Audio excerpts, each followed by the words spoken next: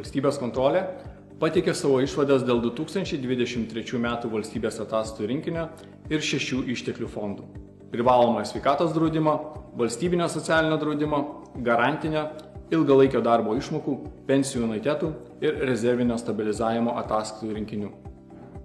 Šiemet svarbiausi valstybės ataskaitų rinkiniai kartu su valstybės pažangos ataskaita Seimui teikiami pavasarį, o ne įpusėjus rudeniui.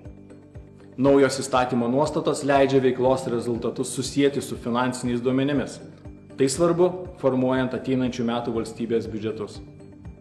Galime pasidžiaugti, kad viešojo sektoriaus subjektai įveikė ataskaitų parengimo trumpesniais terminais iššūkį, tačiau taisytinų dalykų dar yra. 98% mokesčių pajamų ir su jomis susijusių gautinų ir mokėtinų sumų teisingumo negalėjome patvirtinti dėl aplinkybių susijusių su apskaitai tvarkyti naudojamų informacinių sistemų trūkumais. 13,5% rezervų teisingumo negalėjome patvirtinti dėl aplinkos ministerijos apskaitos informacijos trūkumų registruojant miško žemės ir medelynų vertės pokytį. Taip pat svarbu ištaisyti mineralinių išteklių apskaitos klaidas, nes 46% jų vertės yra neteisinga dėl Lietuvos geologijos tarnybos neteisingai apskaičiuotos požeminio vandens vertės.